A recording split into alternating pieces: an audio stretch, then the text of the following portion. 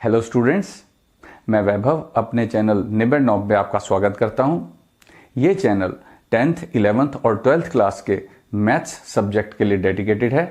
अगर आपको मेरा काम पसंद आए तो प्लीज़ वीडियोस को शेयर कीजिए, क्योंकि मेरा मोट्टो ही है क्वालिटी एजुकेशन सबका अधिकार।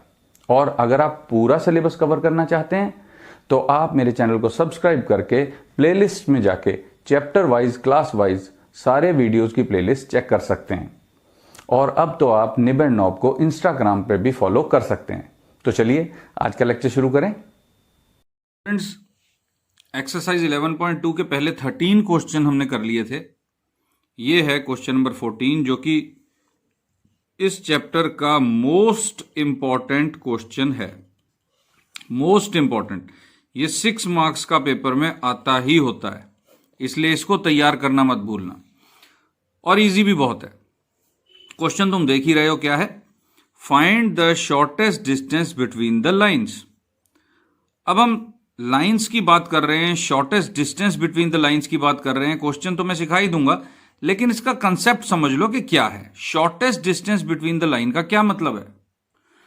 तो ये कंसेप्ट किस तरह से समझा जा सकता है शॉर्टेस्ट डिस्टेंस का? देखो, मान लो ये 2 लाइनें हैं, ये नॉन पैरेलल लाइनें हैं, तो ये आगे जाके मैच कर कहीं ना कहीं आपस में इंटरसेक्ट करेंगी, तो बीच में जो शॉर्टेस्ट डिस्टेंस है वो कम होता जा रहा है और कम होता होता 0 हो जाएगा। तो अगर नॉन पैरेलल लाइंस हैं तो क्या होगा? शॉर्टेस्ट डिस्टेंस 0 हो जाएगा। लेकिन अगर पैरेलल लाइंस हैं इस तरह से, तो शॉर्टेस्ट डिस्टेंस का तो कोई कंसेप्ट ही नहीं बनता, क्योंकि हर पॉइंट पर क्या है? बराबर डिस्टेंस है। तो हम ये शॉर्टेस्ट डिस्टेंस क्यों कह रहे हैं? हम डिस्टेंस ही क्यों नहीं कह रहे? मोर ओवर, देखो, दोनों की डायरेक्शन रेशियोज अलग अलग हैं, तो ये तो पक्का है कि ये पैरेलल लाइनें नहीं है। तो अगर पैरेलल लाइनें नहीं है तो ऑब्वियसली कहीं ना कहीं तो जाके मीट कर जाएंगी, तो शॉर्टेस्ट डिस्टेंस तो 0 होना चाहिए भाई। तो ये क्या बात हुई फिर? ये कैसे हो सकता है? शॉर्टेस्ट डिस्टेंस अगर नॉन जीरो है तो ये पैरेलल भी नहीं है और इंटरसेक्टिंग भी नहीं है। ऐसा कभी होता है? 2 लाइंस पैरेलल भी ना हो और आपस में इंटरसेक्ट भी ना करें। तो स्टूडेंट्स, जो हम सोच रहे हैं अब तक वो सिर्फ एक प्लेन पर सोच रहे हैं, हम स्पेस में नहीं आए। स्पेस में आने का मतलब है ये लाइन ऊपर हो सकती है इस तरह। अब अगर तो ये लाइन इस तरह से है, तुम देख रहे हो एक लाइन अलग प्लेन में है और ये लाइन अलग प्लेन में है, तो ये पैरेलल है। लेकिन अगर मैं इस तरह कर दूं तब भी ये पैरेलल नहीं है, लेकिन फिर भी आपस में इंटरसेक्ट कभी नहीं करेंगी, क्योंकि इनके बीच में ये डिस्टेंस है। ये डिस्टेंस देखो, ये अलग इधर है इस प्लेन पर, ये अलग इधर है। तो अलग अलग प्लेन्स पर जो लाइंस होती हैं वो पैरेलल भी नहीं होती और वो इंटरसेक्ट भी नहीं करती। तुम देख रहे हो पैरेलल नहीं है। ये 3 डायमेंशनल स्पेस की बात हो रही है। जैसे कि अगर तुम अपने रूम में 2 दीवारें हैं तुम्हारी, एक ये दीवार है और एक ये छत है और ये दीवार है। अब एक लाइन इसके ऊपर तुमने ड्रॉ कर दी और एक लाइन छत पे ड्रॉ कर दी, तो दोनों जो लाइनें हैं कभी भी इंटरसेक्ट नहीं करेंगी, लेकिन ये पैरेलल भी नहीं है। तो इनके बीच में न्यूनतम दूरी, मतलब शॉर्टेस्ट डिस्टेंस कब होगा? जब वो बिल्कुल एक दूसरे के पास से निकलेंगी, तो वो दूरी हमने पता करनी है। तो स्टूडेंट्स, इस तरह की लाइनें जो ना तो इंटरसेक्टिंग हो और ना ही पैरेलल हो, इनको क्या कहते हैं? इनको खास नाम दे दिया गया है। ये कहलाती हैं स्क्यू लाइंस, जो कि अलग अलग प्लेन्स पर होती हैं। ये किस पे होती हैं? डिफरेंट प्लेन्स पर होती हैं लाइंस। तो डिफरेंट प्लेन्स पर जो लाइंस होती हैं, क्योंकि वो पैरेलल ना होते हुए भी इंटरसेक्टिंग नहीं होती, इसलिए उनको कहा जाता है स्क्यू लाइंस। तो ये स्क्यू लाइंस के क्वेश्चन है, ये अलग अलग प्लेन्स पर होंगी, तभी ये पैरेलल भी नहीं है लेकिन फिर भी इंटरसेक्टिंग नहीं है। तो ये तो बात है हमारे कंसेप्ट की। अब हम देखते हैं कि ये 6 मार्क्स का इंपॉर्टेंट, बेहद ही इंपॉर्टेंट क्वेश्चन सॉल्व कैसे करना है। तो हम सॉल्यूशन की तरफ चलते हैं। बहुत ही आसान है। सबसे पहले तो तुम जानते हो मैं क्या करता हूं, गिवन लिखते हैं, पहले दोनों लाइनों की इक्वेशंस लिख लेते हैं हम। पहली लाइन है R vector is equal to I plus 2j plus K plus lambda times I minus J plus के। ये हमारी पहली लाइन हो गई। और दूसरी line R vector is equal to 2i minus J minus K plus mu times, obviously हमें एक लाइन के लिए लैम्डा तो दूसरे के लिए म्यू रखना पड़ेगा क्योंकि रेशियो अलग अलग भी हो सकती है, 2i plus J plus 2k। तो अब हमने क्या नोट करना है, देखो ये जो दो पॉइंट के पोजीशन वेक्टर्स हैं ये हम जानते हैं, बस तुम्हें याद ये रखना है कि ये vector a plus lambda b होता है। तो पहले वाला वेक्टर a और दूसरा b, तो क्योंकि दो लाइंस हैं तो ये a1 ये b1 ये a2 ये b2, तो मैं लिखूंगा here a1 vector is equal to i plus 2j plus K comma b1 vector i minus J plus K. फिर a2 vector is equal to 2i minus J minus K comma b2 vector 2i plus J plus 2k। तो a1 b1 और a2 b2 मैंने यहां पर लिख दिए। और अब हमारा फॉर्मूला जो है वो जैसा है उस हिसाब से हम आगे चलेंगे। नाउ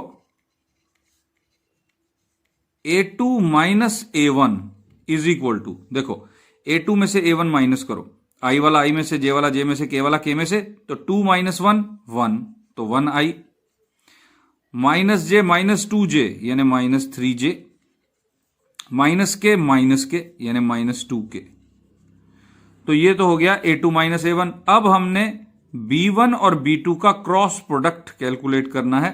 तो क्रॉस प्रोडक्ट तुम जानते हो डिटर्मिनेंट से कैलकुलेट करते हैं, i j k।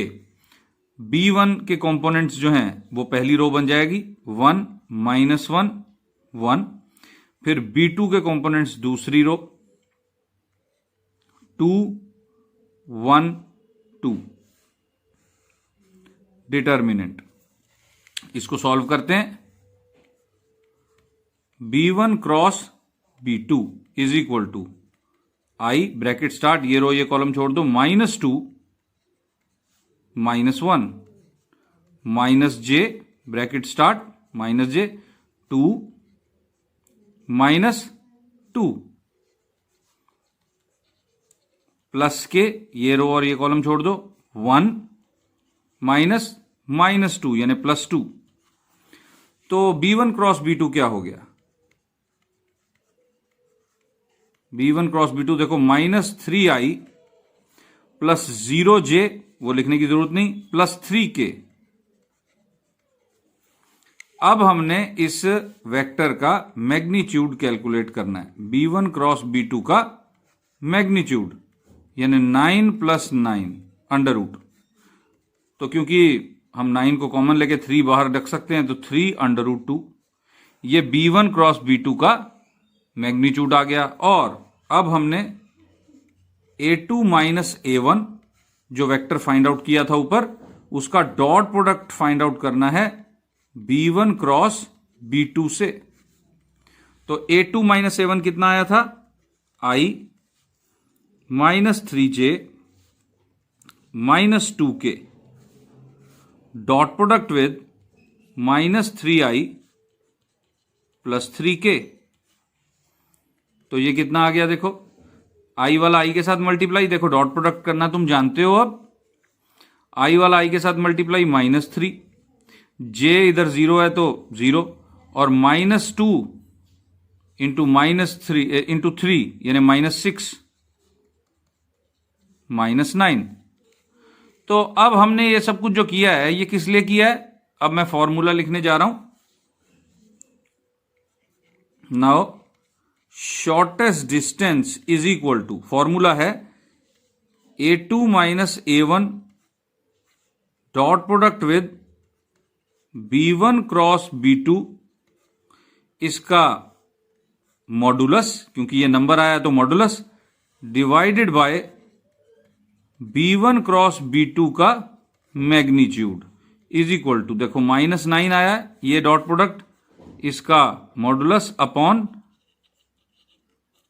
जो B1 क्रॉस B2 का मैग्नीट्यूड था 3√2 था, वो लिखा हमने, तो कितना आ गया SD, shortest distance is equal to 9 upon 3√2, ये कैंसिल हुआ 3 से, तो 3 अपॉन √2, तो हम सोच सकते हैं कि चलो हम डिनोमिनेटर में अंडर रूट क्यों छोड़ें, तो ये हो जाएगा 3√2/2 यूनिट्स, क्योंकि ये डिस्टेंस है तो यूनिट्स। तो इस तरह से बहुत ही आसान है ये क्वेश्चन। देखो अगर तुम ये फॉर्मूला याद कर लो तो तुम्हें सब याद हो जाएगा कि करना क्या है। A2 - A1 dot product with B1 cross B2 और B1 क्रॉस B2 का मैग्नीट्यूड, तो मैंने यही किया है, इसके अलावा एक भी स्टेप एक्स्ट्रा नहीं किया।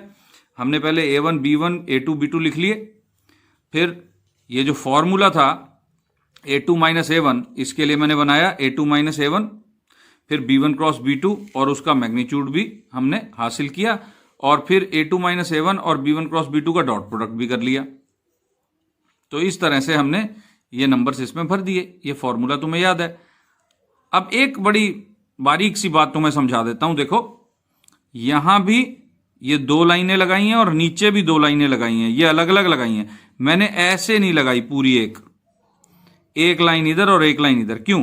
क्योंकि देखो B1 क्रॉस B2 तो वेक्टर है, तो ये जो 2 लाइनें हैं ये मैग्नीट्यूड है उस वेक्टर का, और ये जो डॉट प्रोडक्ट है सारी की सारी ये एक नंबर है, तो ये मॉडुलस है उस नंबर का। ये वेक्टर का मैग्नीट्यूड नहीं है और ये मॉडुलस नहीं है, तो इसलिए ये दोनों अलग ही लगाए जाते हैं, ये पूरा एक नहीं कर दिया जाता। ये ध्यान रखना है, तुम्हें पता होना चाहिए कि ये अलग अलग क्यों है। बस थोड़ा बेसिक कंसेप्ट समझा रहा हूं तुमको, ये पता होना चाहिए। बाकी क्वेश्चन बहुत इजी है। देखो स्टूडेंट 6 मार्क्स का आई थिंक सबसे छोटा क्वेश्चन है ये, शॉर्टेस्ट डिस्टेंस वाला। तुमको दोनों लाइंस दी हुई होंगी पेपर में इस तरह से, तुमने बस ये वेक्टर्स ठीक करके और ये क्रॉस प्रोडक्ट डॉट प्रोडक्ट वगैरह ठीक कर देना है और नंबर मिल जाएंगे। तो आई थिंक ये समझ में आ गया होगा। क्वेश्चन नंबर 14 था ये। अब हम चलते हैं क्वेश्चन नंबर 15 की तरफ, जो कि 2 लाइनों का शॉर्टेस्ट डिस्टेंस का ही सवाल है, लेकिन वो कार्टेशियन फॉर्म में है, इस तरह से वेक्टर फॉर्म में नहीं है लाइंस उसके अंदर। तो मैं लिखता हूं क्वेश्चन नंबर 15। तो स्टूडेंट्स ये है हमारा क्वेश्चन नंबर 15। इसमें क्वेश्चन तो वही है, लेकिन जो स्ट्रेट लाइंस की इक्वेशन है वो कार्टेशियन फॉर्म में दी हुई है, वेक्टर फॉर्म में नहीं दी हुई।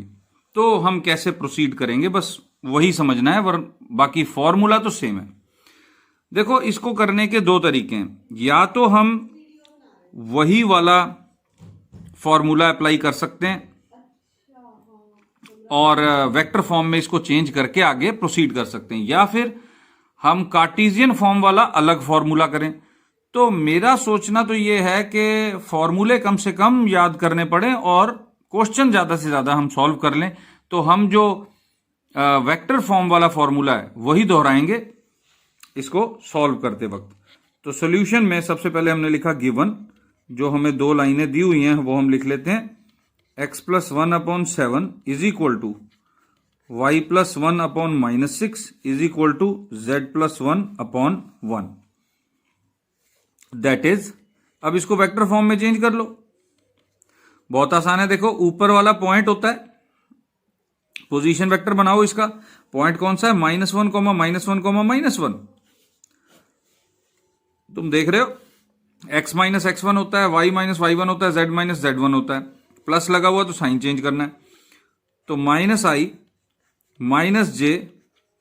-k प्लस लैम्डा टाइम्स जो नीचे है 7 - 6, 1, ये डायरेक्शन रेशियोज होते हैं लाइन के।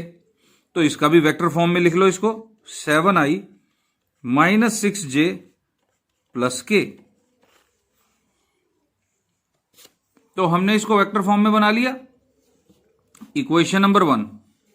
एंड जो अगली लाइन दी हुई है वो लिखो अब, x - 3/1 is equal to y - 5/-2 is equal to z - 7/1।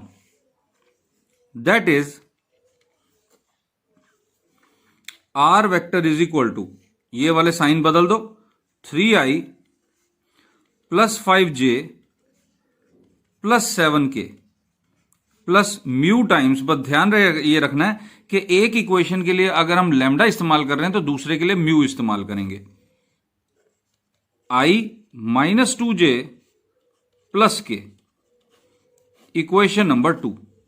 तो देखो हमारे पास फिर से दो वेक्टर फॉर्म में इक्वेशनें बन गई हैं और हम उसी तरह आगे प्रोसीड कर सकते हैं। किस तरह से? a1 वेक्टर, b1 वेक्टर, ये मैं करूंगा नहीं, ये तुम्हारे लिए छोड़ दिया मैंने। बिल्कुल पिछले क्वेश्चन की तरह आगे प्रोसीड करना है तुमने।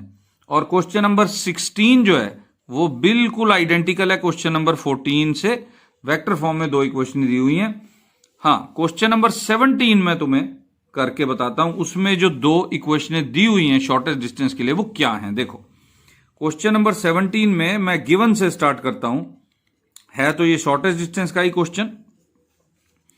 इक्वेशंस दी हुई हैं, r vector is equal to 1 minus t i plus t minus 2 j plus 3 minus 2t k. अब तुम कहोगे ये क्या बात है भाई, ये t कहां से आ गया, ये आई जे के की फॉर्म में है, ये तो एक वेक्टर पहले प्लस लैम्डा टाइम्स दूसरा वेक्टर होना चाहिए था। तो ये बिल्कुल वही स्टूडेंट्स इक्वेशन है, लेकिन कैसे? लैम्डा की जगह एक तो t है यहां पर, कोई प्रॉब्लम नहीं, लैम्डा की जगह T S P Q R कुछ भी हो सकता है। हमने पहली वाली लाइन को ही ठीक ढंग से स्टैंडर्ड फॉर्म में बना लेना है। कैसे स्टैंडर्ड फॉर्म में बनाएंगे? ब्रैकेट्स खोल दो, i minus t i plus T J minus 2j plus 3k minus 2tk। और अब हम क्या करेंगे, जो आई जे के है, टी के बगैर है, उसको पहले लिख लेंगे i, फिर देखो माइनस 2j, उसके बाद 3k और प्लस करके t कर लेंगे कॉमन। अब इनमें से t हमने कॉमन ले लिया, बाकी लिखना है, तो माइनस i प्लस j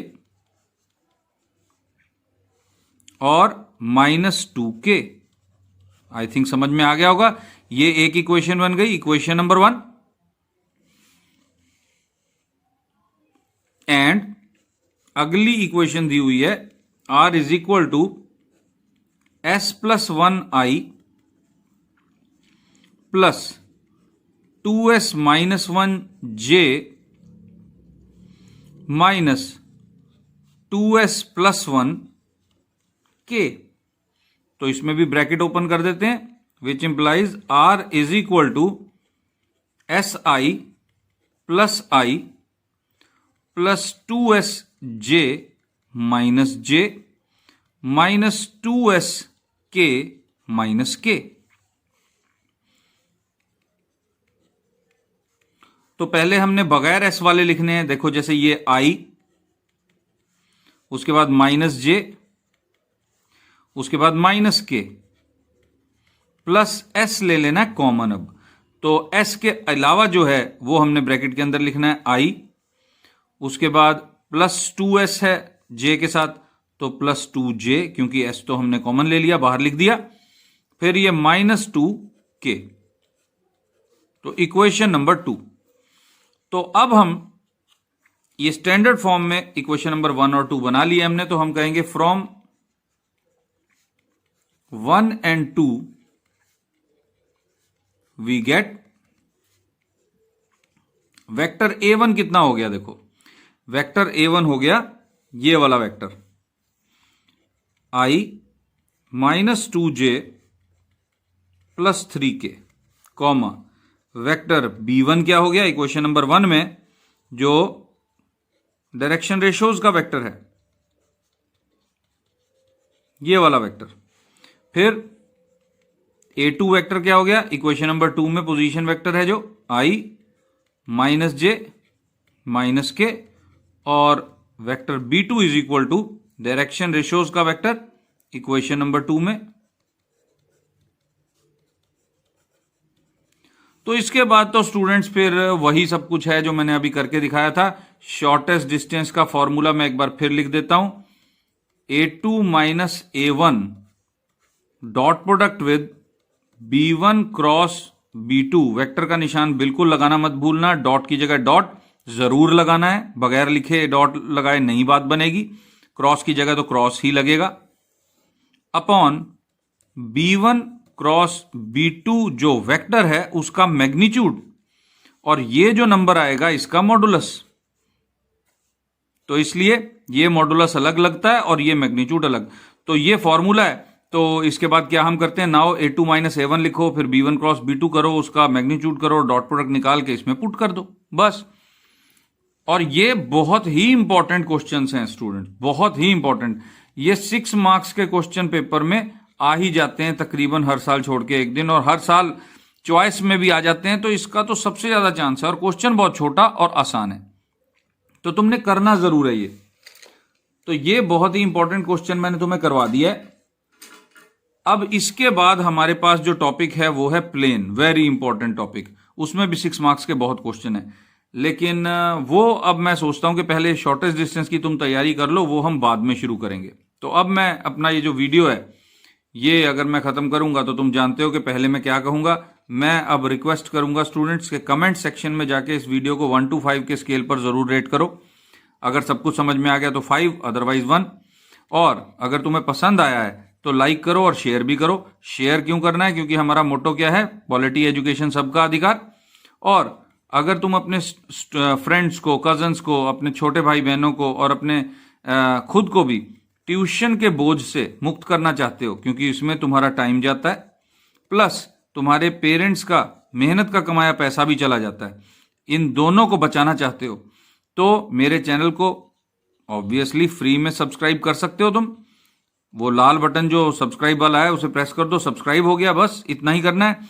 लेकिन इसका फायदा क्या होगा, तुम मेरे चैनल पे फिर प्लेलिस्ट चेक करना मेरी, और प्लेलिस्ट में जाके जब देखोगे तो वीडियोस मैंने चैप्टर वाइज बनाकर रखे हुए हैं अलग अलग प्लेलिस्ट्स में, तो तुमको सारे चैप्टर्स अलग अलग मिल जाएंगे, सिर्फ तुम्हारी क्लास के नहीं, आगे 10th और 11th क्लास के भी मैं बना के रख रहा हूं। और जो कैडेट्स एनसीसी के हैं उनके लिए भी मैं ए सर्टिफिकेट का जो कोर्स है वो कवर कर रहा हूं, थ्योरी का।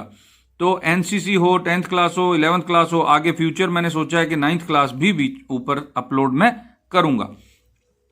तो ये सारे के सारे स्टूडेंट्स जो इन क्लासेस के हैं, एनसीसी के कैडेट्स हैं, वो मैथ का सिलेबस इसमें कर सकते हैं और एनसीसी का ए सर्टिफिकेट का सिलेबस भी कर सकते हैं। तो स्टूडेंट्स इतना तैयार करो, कमेंट सेक्शन में मत भूलना रेटिंग करना, और बेस्ट ऑफ लक।